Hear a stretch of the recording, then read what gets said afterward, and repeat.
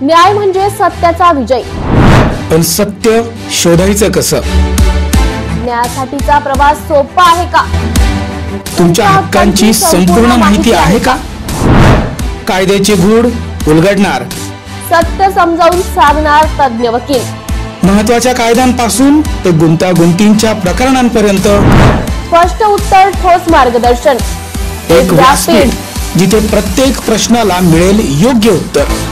लवकरच येत आहे कायद्याचा नवा कट्टा, फक्त BBS न्यूज नेटवर्क 24 तासवर, जिथे प्रत्येक शब्दाला असतो न्यायाचा आधार।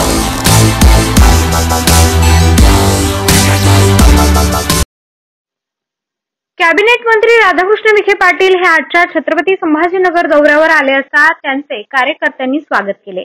आज त्यांच्या उपस्थितीमध्ये गोदावरी पाटबंधारे विभाग या कार्यालयामध्ये पाण्यासंदर्भात बैठक होणार आहे, त्यासाठी आज छत्रपती संभाजीनगर शहरात आले आहेत।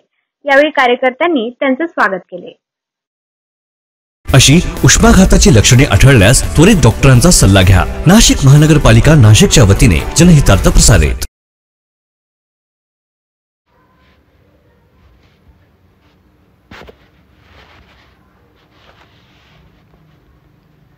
खोटा पीक कापणी प्रयोग दाखवून खोटी आणीबाणी लावणाऱ्या अधिकारी व कर्मचाऱ्यांवर कठोर कारवाईची मागणी करत प्रहार जनशक्ती पक्षाच्या कार्यकर्त्यांनी 13 मे पासून अमरावती जिल्हाधिकारी कार्यालयात मुक्काम आंदोलन सुरू केले होते। आंदोलनाची तातडीने दखल न घेतल्यास जिल्हाधिकारी कार्यालयात साप सोडण्याचा इशारा देण्यात आला होता। या पार्श्वभूमीवर जिल्हाधिकारी सौरभ कटियार यांनी आज जिल्हा परिषद, कृषी विभाग व महसूल विभागाच्या अधिकाऱ्यांची तातडीची बैठक बोलावली। बैठकीत त्यांनी दोषी कृषी सेवक, ग्रामसेवक आणि तलाठ्यांवर कारवाईचे प्रस्ताव तातडीने मागवले असून येत्या 3 ते 4 दिवसात ठोस कारवाई केली जाईल असे आश्वासन दिले। गेल्या 4 महिन्यांपासून शेतकरी विविध स्तरांवर आंदोलने करत होते। फेब्रुवारीमध्ये भातकुली तहसील कार्यालयासमोर आमरण उपोषणही करण्यात आले होते, मात्र कारवाई न झाल्याने प्रहार जनशक्ती पक्षाने पुन्हा आक्रमक भूमिका घेत आंदोलन छेडले। दोषींवर लवकरात लवकर कठोर कारवाई न झाल्यास जिल्हाधिकारी यांच्या घरात साप सोडणार अशी प्रतिक्रिया दिली। 4 महिन्यापासून जे आम्ही उपोषण आणि आंदोलन करत आहे भातकुली तालुक्यातील खोट्या आणीबाणीसाठी, आज त्याची काल जे आम्ही इथं बसलो आणि जे त्यांना जिल्हाधिकाऱ्यांना जी धवस दिली की बाबा आम्ही साप सोडू तुमच्या कार्यालयात, त्याची ते थोडीशी त्याला जास्ती बसली आणि आमच्या याची दखल घेत त्यांनी आज आमची मीटिंग लावली आणि मीटिंगमध्ये तिन्ही विभागाचे प्रमुख बोलावले होते। त्या प्रमुखांना बोलवून त्यांनी ते जे की खोटे आणीबाणी ज्यांनी दाखल केली त्या सर्व कर्मचाऱ्यांचा अहवाल त्यांनी मागितला आहे, प्रस्ताव, त्यावर ते तात्काळ कारवाई करेल अशी त्यांनी आम्हाला आश्वासन पण दिलं आहे। येत्या 2-3 दिवसात जर त्यांनी ते कारवाई केली आणि ती कारवाई आम्हाला जर मान्य असली तर आम्ही थांबून जाऊ, अन्यथा ते जर आम्हाला मान्य झाली नाही तर आम्ही आमच्या पद्धतीने आणखी मोठं तीव्र आंदोलन या जिल्हाधिकारी कार्यालयावर किंवा विभागीय आयुक्त कार्यालयावर करू। आणि आता आहे 20 साप आमच्याजवळ। हो, खरंच म्हणजे काय, त्यात सोडायला काय, आम्ही सोडत होतो, शेतकऱ्याचा मित्र आहे ना साप। नाशिक महानगरपालिकेच्या सार्वजनिक आरोग्य विभागाच्या वतीने जाहीर आवाहन, गुइलेन बॅरे सिंड्रोम अर्थात GBS ला घाबरू नका, पण दक्षता घ्या। पाणी उकळून प्या, स्वच्छ आणि ताजे अन्न सेवन करा, शिजलेले व न शिजलेले अन्न एकत्रित ठेवू नका। लक्षात ठेवा, अचानक पायात किंवा हातात कमजोरी किंवा लकवा, चालताना त्रास किंवा अशक्तपणा, बऱ्याच दिवसांपासून डायरिया अशी लक्षणे आढळल्यास त्वरित डॉक्टरांचा सल्ला घ्यावा व तात्काळ उपचार सुरू करावा। सार्वजनिक आरोग्य विभाग, मनपा नाशिक द्वारे जनहितार्थ प्रसारित। भाजपा अमरावती शहर जिल्ह्याचे नवीन अध्यक्ष डॉक्टर नितीन धांडे आणि ग्रामीण जिल्हा अध्यक्ष रविराज देशमुख, मेळघाटचे प्रभुदास बिलावेकर यांच्या नियुक्तीबद्दल आज अमरावती शहरातील राजापेठ येथील भाजप कार्यालयात आनंद आणि जल्लोषाचा कार्यक्रम आयोजित करण्यात आला होता। यावेळी ढोल ताशावर तिन्ही जिल्हाध्यक्षासह सर्व पदाधिकारी यांनी एकत्र डान्स करून आनंद साजरा केला। जल्लोषात भाजपचे सर्व नेते व माजी खासदार नवनीत राणा या सुद्धा सहभागी झाल्या होत्या। नाशिक महानगरपालिका सार्वजनिक आरोग्य विभागाच्या वतीने जाहीर निवेदन, शहरात वाढत्या तापमानामुळे उष्माघात अर्थात हीट स्ट्रोक होण्याची शक्यता नाकारता येत नाही। अशा वेळी उपचार न केल्यास डिहायड्रेशनमुळे मृत्यू ओढवू शकतो। म्हणूनच वाढत्या तापमानात फार वेळ कष्टाची कामे करणे टाळावे। उष्णता शोषून घेणारे काळ्या किंवा भडक रंगाचे कपडे वापरू नये। पाणी भरपूर प्यावे। बाहेर जाताना गॉगल्स, टोपी, छत्री इत्यादींचा वापर करावा। मळमळ, उलटी, थकवा येणे, ताप येणे अशी उष्माघाताची लक्षणे आढळल्यास त्वरित डॉक्टरांचा सल्ला घ्या। नाशिक महानगरपालिका नाशिकच्या वतीने जनहितार्थ प्रसारित। 10वीची परीक्षा म्हणजे जीवनाचा एक महत्त्वाचा टप्पा मानला जातो. यामध्ये बरेच जण आपले पूर्ण प्रयत्न करून चांगले मार्क मिळवत असतात. अशाच गुणवंत विद्यार्थ्यांपैकी कोल्हापुरातील एका विद्यार्थ्याला 99.60% मार्क मिळाले आहेत. कोल्हापूरच्या लाड चौक या परिसरात राहणाऱ्या या विद्यार्थ्याचं नाव अजिम अय्यास नदाफ असे आहे. घरची परिस्थिती मध्यमवर्गीय असल्यामुळे अजिमने कोणताही क्लास लावला नव्हता, तर घरी अभ्यास करताना देखील त्याने आपल्या भावाचं 96% मार्कांचं रेकॉर्ड मोडण्याचं चॅलेंज दिलं होतं. हे चॅलेंज मोडत त्याने त्याच्या न्यू हायस्कूल या त्याच्या शाळेचेही रेकॉर्ड मोडले आहे. त्यामुळे अजिमवर सध्या कौतुकाचा वर्ष होताना पाहायला मिळतोय. नमस्कार, मी अजिम अय्यास नदाफ. मी न्यू हायस्कूल कोल्हापूर या शाळेचा विद्यार्थी. मला 10वी बोर्ड 2025 मध्ये 99.60% गुण मिळाले आहेत.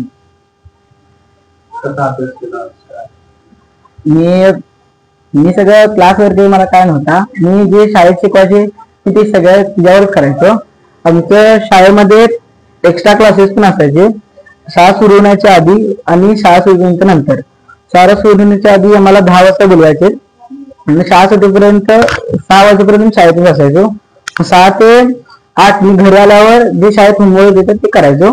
मग 8 ते रात्री 11 पर्यंत मी माझी स्वतःची सेल्फ स्टडी करायचो. मला क्लास नसल्यामुळे मी स्वतःचा एक स्टडी प्लॅन तयार केला होता. माझा एक प्रत्येक महिन्याला मी वेगवेगळा प्लॅन तयार करायचो. एका महिन्यामध्ये मला किती कोणत्या विषयाचे किती चॅप्टर करायचे आहेत सगळे व्हाईट पेजवर मी लिहून करायचो. ते मी प्रत्येक दिवशी टिक करत सगळं करायचो. मग त्यावेळेला मला माझा सिलेबस हा डिसेंबर किंवा नोव्हेंबरच्या मध्ये संपलेला सगळा. त्याला बोर्डाचा म्हणते डिसेंबर नंतर मी क्वेश्चन पेपर प्रॅक्टिस सुरू केली.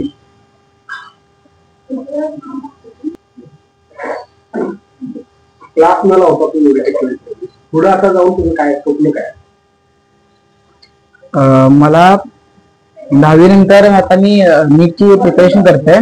तर मला पुढे मेडिकल मध्ये जाऊन MBBS करायचं आहे, डॉक्टर व्हायचं आहे मला पुढे जाऊन. बरोबर आहे. माझ्या सगळ्या यशाचं श्रेय मी माझ्या वर्ग शिक्षक सौ खादिलकर मॅडम यांना देऊ इच्छितो. त्यांनी मला 9वीला एकच वाक्य बोललेलं, तू हवेत उडू नकोस, तुला हे काय तुझं आता नॉर्मलच आहे. मी आधी 9वीला खूप हे करायचो, खूप टीचरांना त्रास द्यायचो, मी एवढे अभ्यास करत नाही व्यवस्थित. मग टीचरांना विश्वास होता की काहीतरी करणार मी, खरं मी व्यवस्थित वागत नव्हतो. त्यावेळी मला शिक्षकांनी आमच्या खालीलकर टीचरांनी एक धडा दिला. त्यापासून मी 10वीला जी ग्रीप घेतली ना ते मला, म्हणून त्या सगळ्या शिक्षकाचं मी माझ्या सगळ्या यशाचं श्रेय माझ्या शिक्षकांना देऊ इच्छितो. त्यांनी सांगितल्यामुळेच मी आता 99.60 गुण मिळवले आहेत. स्पेशली आमच्या वर्ग शिक्षिका सौ खादिलकर मॅडम. माझ्या यशामध्ये माझ्या पालकांचं सुद्धा योगदान खूप आहे. म्हणजे आई वडील पण मला खूप सपोर्ट करायचे. स्पेशली माझा भाऊ आता 12वीला आहे. त्याने सुद्धा 97% मिळवलेले आहेत. ते पण मला पूर्ण 10वी मध्ये खूप सपोर्ट करायचा. त्याला माहिती आहे ना कसा अभ्यास करायचा आहे, आणि मला एवढं काय माहिती होतं स्टार्टिंगला 10वीला, म्हणून त्यानेच मला सगळं सांगितलं अभ्यास कसा करायचा. नाशिक महानगरपालिकेच्या सार्वजनिक आरोग्य विभागाच्या वतीने जाहीर आवाहन. गुइलेन बॅरेस सिंड्रोम अर्थात GBS ला घाबरू नका, पण दक्षता घ्या. पाणी उकळून प्या, स्वच्छ आणि ताजे अन्न सेवन करा. शिजलेले व न शिजलेले अन्न एकत्रित ठेवू नका. लक्षात ठेवा, अचानक पायात किंवा हातात कमजोरी किंवा लकवा, चालताना त्रास किंवा अशक्तपणा, बऱ्याच दिवसांपासून डायरिया अशी लक्षणे आढळल्यास त्वरित डॉक्टरांचा सल्ला घ्यावा व तात्काळ उपचार सुरू करावा. सार्वजनिक आरोग्य विभाग, मनपा नाशिक द्वारे जनहितार्थ प्रसारित. चोपडा शहरातील मेन गल्लीत सोन्या चांदीचे दुकाने मोठ्या प्रमाणावर आहेत. मध्यरात्री शहरातील मेन रोडवरील 2 ज्वेलर्सचे दुकान मोटारसायकलवर आलेले अज्ञात चोरट्यांनी दुकानाचे शटर तोडण्याचे प्रयत्न CCTV कॅमेऱ्यात चोरटे कैद झाले. ज्वेलर्समध्ये चोरी झाली नसली तरी दुकान फोडण्याचा प्रयत्न केला असल्याने सर्व ज्वेलर्स मालकांमध्ये भीतीचे वातावरण निर्माण झाले आहे. सदर घटनेची माहिती चोपडा शहर पोलीस स्टेशनचे अधिकारी मधुकर साळवे यांना मिळाल्यानंतर त्यांनी तात्काळ आपल्या टीमच्या माध्यमातून शहरातील विविध भागात असलेले CCTV कॅमेऱ्याचे फुटेज तपासणी केली असता काही कॅमेऱ्यांमध्ये चोरटे कैद झाले आहेत. चोपडा शहर पोलीस स्टेशनचे अधिकारी व स्थानिक गुन्हे शाखेचे कर्मचारी शोध घेत आहेत. लवकरच चोरटे पकडण्यात येईल असे उपविभागीय पोलीस अधिकारी अण्णासाहेब घोलप यांनी सांगितले. सर, चोपडा शहरात रात्री ज्वेलर्सचे दुकान फोडण्याचा प्रयत्न केलेले आहे. काय सविस्तर आणि किती आरोपी त्या फुटेजमध्ये दिसतात? काल रात्री 2-3 वाजायच्या सुमारामध्ये मेन रोडवरचे 2 सोनाराची दुकानं आहे.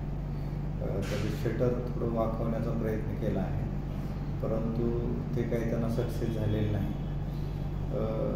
एका मोटारसायकलवर 3 संशयित इसम चोर आम्हाला CCTV कॅमेऱ्यामध्ये कैद झालेले आहेत. त्याच्यावरून आम्ही त्यांचा शोध घेतो, परंतु सर्व व्यापारी, विशेषतः सराफ व्यापारी आणि इतर यांना आमचं आव्हान आहे की आपल्या मालाची सुरक्षेची काळजी व्यवस्थित घ्यावी. दुकान बंद झाल्यानंतर जे काही सोनं वगैरे आहे ते व्यवस्थित लॉकरमध्ये ठेवावं. जे संशयित इसम आम्हाला CCTVमध्ये दिसत आहेत त्याचा चोपडा शहर पोलीस स्टेशनची DVT आणि स्थानिक गुन्हे शाखा जळगाव यांची टीम शोध घेत आहे. लवकरच आम्ही त्यांना निष्पन्न करून आम्ही अटक करू. नाशिक महानगरपालिका सार्वजनिक आरोग्य विभागाच्या वतीने जाहीर निवेदन. शहरात वाढत्या तापमानामुळे उष्माघात अर्थात हीट स्ट्रोक होण्याची शक्यता नाकारता येत नाही. अशा वेळी उपचार न केल्यास डिहायड्रेशनमुळे मृत्यू ओढवू शकतो. म्हणूनच वाढत्या तापमानात फार वेळ कष्टाची कामे करणे टाळावे. उष्णता शोषून घेणारे काळ्या किंवा भडक रंगाचे कपडे वापरू नये. पाणी भरपूर प्यावे. बाहेर जाताना गॉगल्स, टोपी, छत्री इत्यादींचा वापर करावा. मळमळ, उलटी, थकवा येणे, ताप येणे अशी उष्माघाताची लक्षणे आढळल्यास त्वरित डॉक्टरांचा सल्ला घ्या. नाशिक महानगरपालिका नाशिकच्या वतीने जनहितार्थ प्रसारित.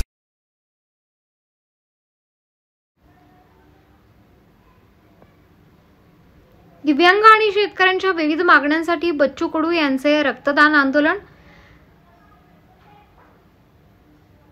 संभाजीराजांची जयंती आहे. एक रक्ताचा थेंब सांडून संभाजीराजांनी स्वराज्य निर्माण केला आणि आम्ही आज शेतकऱ्यांचा रक्षण करण्यासाठी रक्तदान शिबिर घेत आहोत. या माध्यमातून आंदोलन करत रक्तदानातून या सरकारला आम्ही संदेश देण्याचा प्रयत्न करत आहोत. उद्याचं रक्त न सांडवता आजच्या रक्तदानातच त्यांनी समजून घ्यावा असा इशारा बच्चू कडू यांनी दिलाय. म्हणायचं तेच आहे की उद्या आंदोलन होईल आणि तुम्ही मग गोळीबार कराल आणि या माध्यमातून रक्त सांडेल. मुख्यमंत्र्यांचा बंगला आहे म्हणून या घराच्या जवळ रक्तदानाचं शिबिर घेऊ शकत नाही असं सांगण्यात आलं होतं की जगात सगळ्यात मोठी मूर्खता आहे. आंदोलन कसं असावं हे आम्ही जगाला दाखवून दिलं आहे आणि रक्तदान करून आम्ही दिव्यांगांना आणि गरजूंना मदत करत आहोत आणि या माध्यमातून आम्ही एक वेगळ्या प्रकारचं आंदोलन करत आहोत असंही ते म्हणाले. कोण म्हणते अलग आहे? किती पुरावे देतो का ते एकत्र आहे म्हणून? जशी चाणक्य नीती आहे तशी हे पवार नीती आहे. पाठीमागून एकत्र असं म्हणायचं का तुम्हाला? ते काय सांगावं लागते. शिंदे साहेबांमध्ये देखील एक खतखत आहे. तिथल्या मंत्र्यांच्या आमदारांमध्ये कामं होत नाही. सरकारवर अजितदादा मागच्या याच्यात होते म्हणून दादाचं नाव घेत हे सगळे फुटले. आता दादाच येऊन बसले. मोठी पैसे पंचायत झाली. राजकारणात ह्या सगळ्या गोष्टी मोठ्या अडचणीच्या, म्हणजे महाराष्ट्रातलं राजकारण BJPनं यावर्षी पुनर्रचना होणार आहे आणि व्यवस्थित गेम करायचा होता. प्रत्येक मोठ्या राज्यात BJP व्यवस्थित स्थान घेऊन आहे, कारण पुनर्रचनेमध्ये राज्य आणि देश हा एकत्रित जर असलं तर पुनर्रचना म्हणावी तशा पद्धतीनं केल्या जाते. हा त्याच्यामागचा व्यवस्थित डाव आहे. मी पुन्हा एक तुम्हाला मुद्दा म्हणून सांगतो आहे. मुंबईतल्या मराठी माणसाची एकंदरीत मतदानाची संख्या घटवणार आहे, कारण 2 ठिकाणी मराठी माणसाचं मतदान आहे. एक कोकणात आहे आणि मुंबईत आहे. ते लगेच एक पत्र काढणार, नवीन कायदा अस्तित्वात आणेल आणि जो 2ही ठिकाणी मतदान ठेवन त्याला 15,000 रुपये दंड. अशा पद्धतीचे काही संकेत आम्हाला भेटले आहे.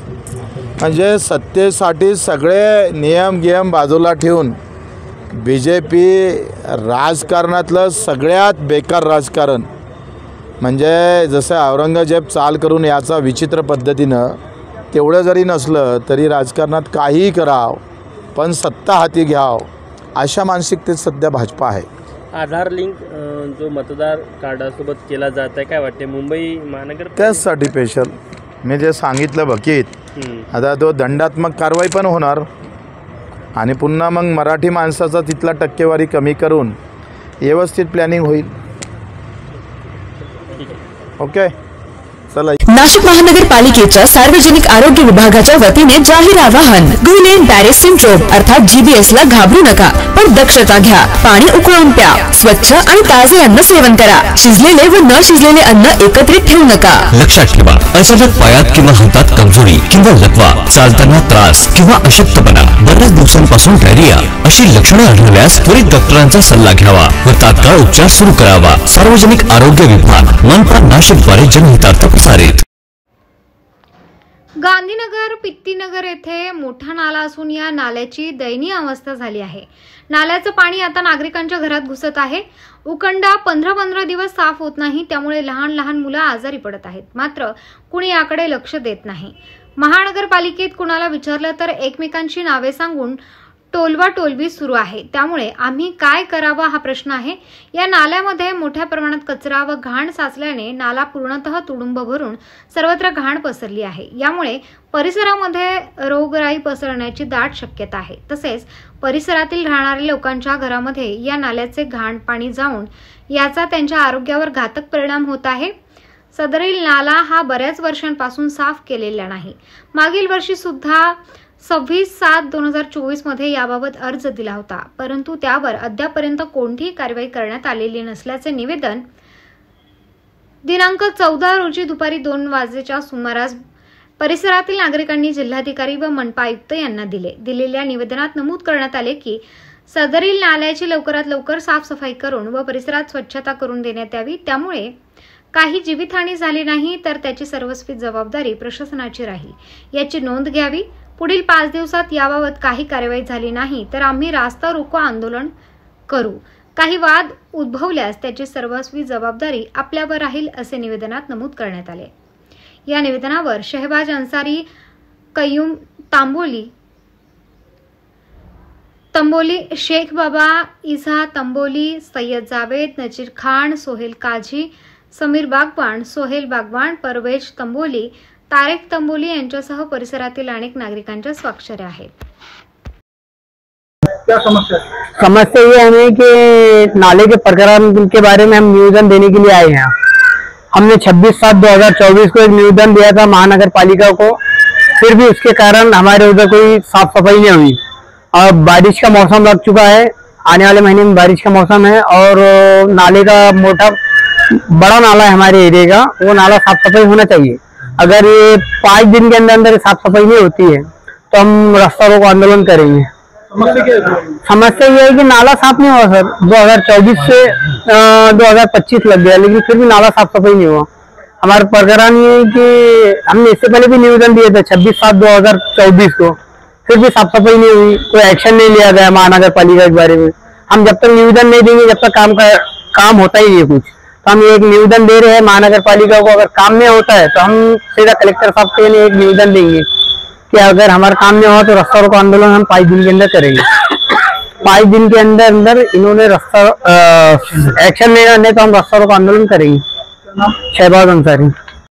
नाशिक महानगरपालिका सार्वजनिक आरोग्य विभागाच्या वतीने जाहीर निवेदन. शहरात वाढत्या तापमानामुळे उष्माघात अर्थात हीट स्ट्रोक होण्याची शक्यता नाकारता येत नाही. अशा वेळी उपचार न केल्यास डिहायड्रेशनमुळे मृत्यू ओढवू शकतो. म्हणूनच वाढत्या तापमानात फार वेळ कष्टाची कामे करणे टाळावे. उष्णता शोषून घेणारे काळ्या किंवा भडक रंगाचे कपडे वापरू नये. पाणी भरपूर प्यावे. बाहेर जाताना गॉगल्स, टोपी, छत्री इत्यादींचा वापर करावा. मळमळ, उलटी, थकवा येणे, ताप येणे अशी उष्माघाताची लक्षणे आढळल्यास त्वरित डॉक्टरांचा सल्ला घ्या. नाशिक महानगरपालिका नाशिकच्या वतीने जनहितार्थ प्रसारित. गेल्या 8 दिवसांपासून निफाड तालुक्यात कधी ऊन तर कधी ढगाळ वातावरण निर्माण झाले असून निफाड तालुक्यातील नांदूर, मधमेश्वर, मांजरगाव, चापडगाव, भुसे, करंजगाव, शिंगवे, भेंडाळे येथे जोरदार वादळी वाऱ्यासह जोरदार पावसाने हजेरी लावली आहे.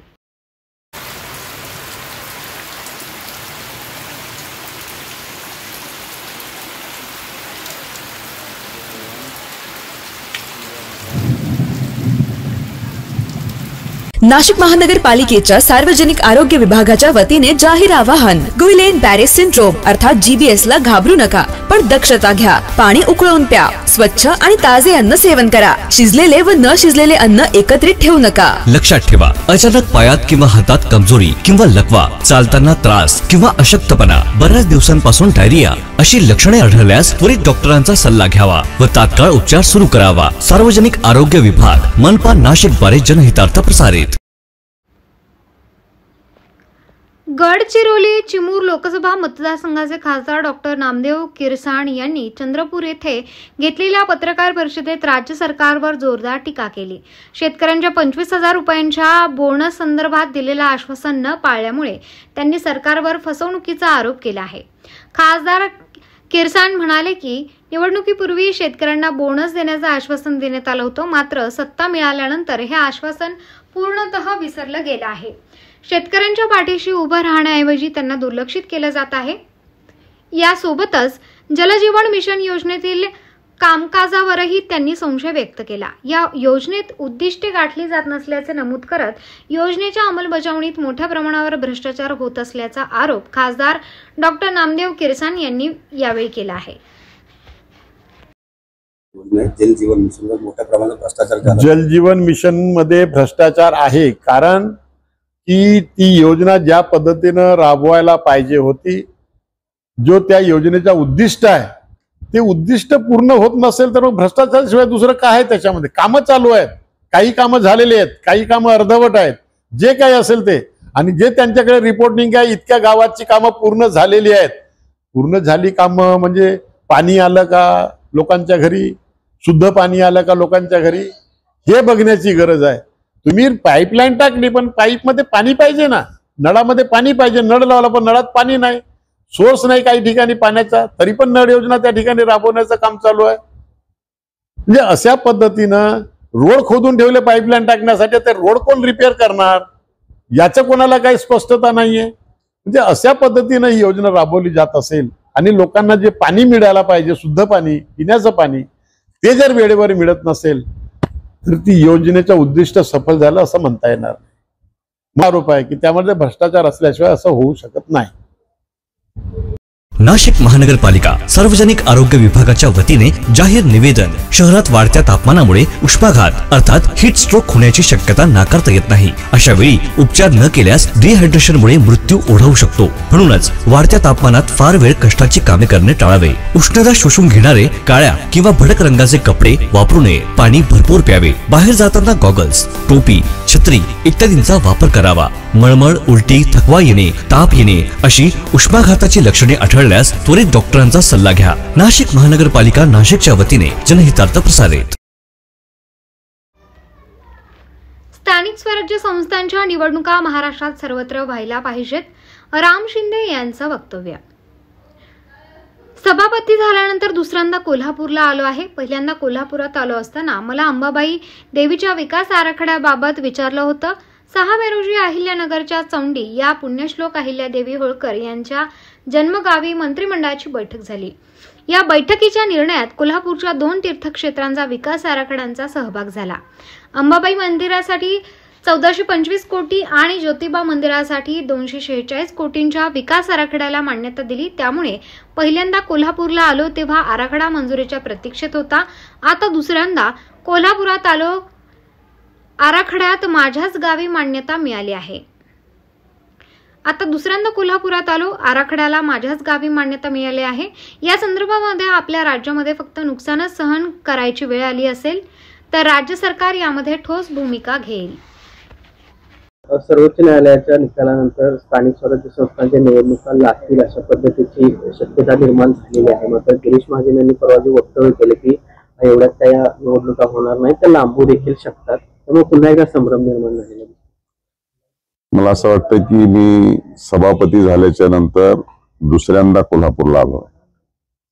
मी पहिल्यांदा कोल्हापूरला आलो त्यावेळेस चर्चा झाली की महालक्ष्मीच्या तीर्थक्षेत्र विकास आराखड्याच्या संदर्भामध्ये कधी निर्णय होणार. आणि 6 मे रोजी श्री क्षेत्र चोंडी, तालुका जामखेड, जिल्हा अहिल्यानगर, पुण्यश्लोक अहिल्यादेवी होळकर यांच्या जन्मगावी 300व्या जयंतीच्या निमित्तानं मंत्री परिषदेची बैठक झाली आणि त्या बैठकीमध्ये कोल्हापूरमधील 2 देवस्थान तीर्थक्षेत्र विकास आराखड्याचा सहभाग झाला. महालक्ष्मीचा तीर्थक्षेत्र विकास आराखडा 1445 कोटी रुपयाला त्या मंत्री परिषदेमध्ये मान्यता दिली आणि ज्योतिबा तीर्थस्थळासाठी देखील 246 कोटीला मान्यता देण्यात आलेली आहे. अतिशय महत्वाचा आणि श्रद्धेचा विषय मंत्री परिषदेने चोंडी या ठिकाणी मान्यता दिलेली आहे. त्यामुळे निश्चितच मला पहिल्यांदा आलो त्यावेळेस मंजुरीच्या प्रतीक्षेत असलेला आराखडा मी दुसऱ्यांदा ज्यावेळेस कोल्हापूरमध्ये येतो आहे त्यावेळेस तो माझ्याच गावी मंत्री परिषदेमुळे मध्ये या विकास आराखड्याला मान्यता मिळाली हे अतिशय महत्वाचं आहे. आपण जे सांगतात की निवडणुकीच्या संदर्भामध्ये अनेक दिवसापासून प्रलंबित असलेल्या स्थानिक स्वराज्य संस्थेच्या निवडणुका या महाराष्ट्रामध्ये व्हायला पाहिजेत अशा स्वरूपाची मागणी होती, परंतु पिटिशन सर्वोच्च न्यायालयामध्ये प्रलंबित होतं आणि सर्वोच्च न्यायालयाने जाहीर केलं की तातडीने लवकरात लवकर या निवडणुका पार पडल्या पाहिजेत. परंतु निश्चित स्वरूपामध्ये महामहिम सर्वोच्च न्यायालयाच्या आदेशाचं पालन हे राज्य सरकारला आणि निवडणूक आयोगाला हे करावंच लागतं. परंतु प्राप्त परिस्थितीमध्ये पावसाळ्याचे दिवस आहेत आणि पावसाळ्याच्या दिवसाचं जी काय आहे ते पडताळणी करावी लागेल. शेवटी मतदान हे सौहार्दामध्ये आणि निरपक्षपातीपणे झालं पाहिजे. मतदारांना सहभाग नोंदवता आला पाहिजे आणि निवडणूक ही चांगल्या पद्धतीने झालं पाहिजे. त्या संदर्भामध्ये प्रशासन, शासन आणि माननीय सर्वोच्च न्यायालयाचा निकाल याचा मध्यम मुद्दा साधत या संदर्भामध्ये निर्णय होऊ शकतो. त्यामुळं माननीय महामहिम सर्वोच्च न्यायालयाचा आदेश हा मानावाच लागतो आणि मानलाच पाहिजे आणि म्हणून त्यासाठी काही पावसाळ्याचा काही व्यत्यय येतोय का हे पडताळणी करणं योग्य होणार आहे.